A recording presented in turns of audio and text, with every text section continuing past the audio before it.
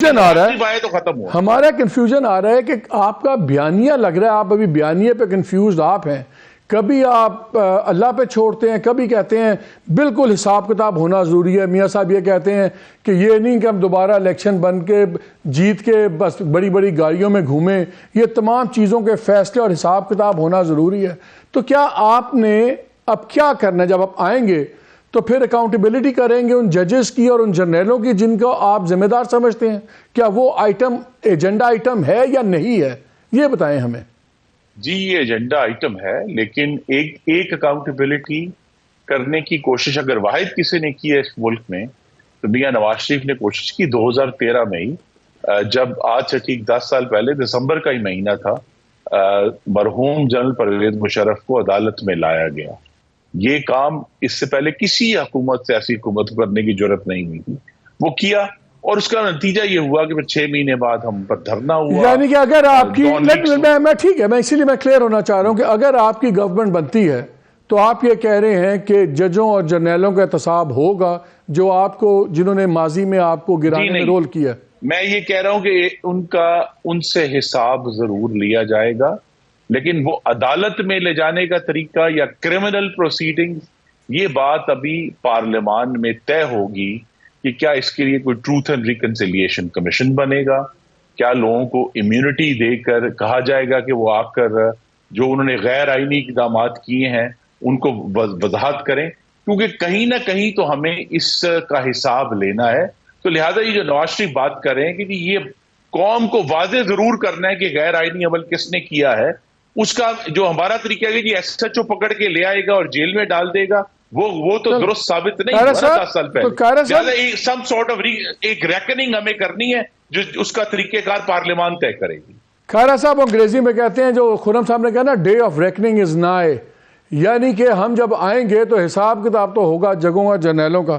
हमारा ख्याल ये था कि इस्टेब्लिशमेंट अब एक इस्टेब्लिशमेंट चाह रही है कि स्टेबिलिटी आए, इसीलिए 9th में होता या ना होता, अब ये भी शायद सोचा गया कि अगर इमरान खान को खुली मैदान मिलता है, दोबारा वो गवर्नमेंट बनाते हैं, तो एक बहुत ज़्यादा क्लैश शुरू हो जाएगा रियासत के अंदर, इंस्टीट्यूशंस का, एग्जेक्टिव का, इस्टेब्लिशमेंट के साथ, शायद जुडिशरी के साथ। लेकिन इनका भी यही प्लान है कि हम आएंगे तो हिसाब किताब तो होगा। तो इसका मतलब है फिर इस इलेक्शन के बाद स्टेबिलिटी तो हमें नज़र नहीं आ रही।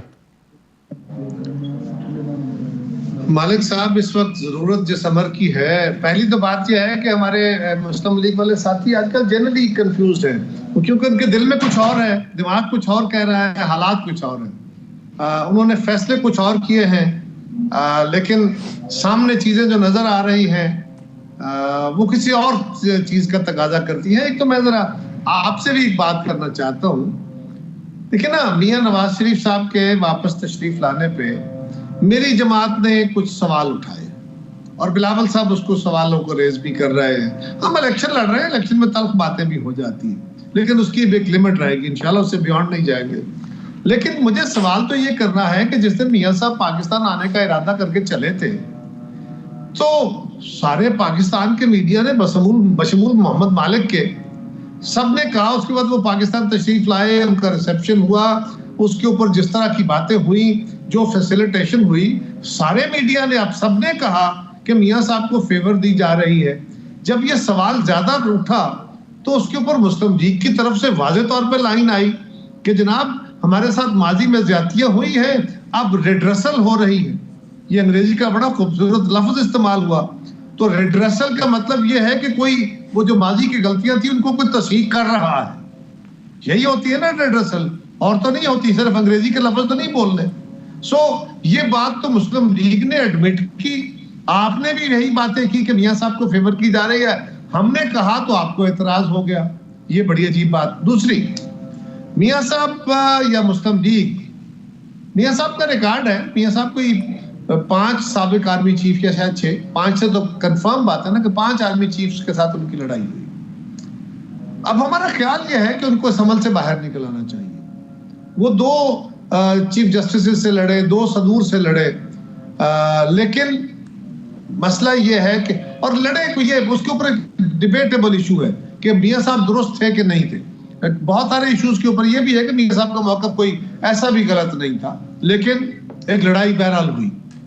अब अर्ज ये है कि इस मुल्क के अंदर क्या हम लड़ के चीजें स्टेबलाइज कर लेंगे, या हम पाकिस्तान के लोगों को एक दुरुस्त वे फॉरवर्ड दे के माजी के रिकॉर्ड को दुरुस्त करने के लिए हमने तो ट्रूथ एंड रिकंसिलिएशन कमीशन का तस्वर उस वक्त दिया था जब सीओडी था, लेकिन उस कमीशन के ऊपर हमारी बाकी दोस्त जमातें जो थी वो नहीं मानी, वरना 18वीं तरमीम के वक्त ये बात रिकॉर्ड पे थी।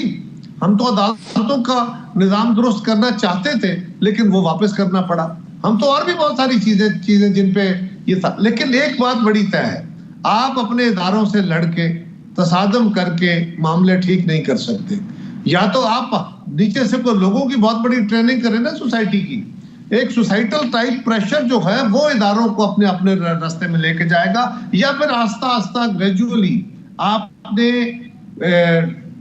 इस मुबाहिसे में रहना है, इस कोशिश में रहना है और पॉलिटिकल प्रोसेस को इतना इंप्रूव करना है, पार्लियामान की परफॉर्मेंस इतनी अच्छी करनी है, सिविल गवर्नमेंट इतनी आला लानी है और अच्छी परफॉर्मेंस करनी है कि बाकी इदारे उनके नीचे आते चले जाएंगे।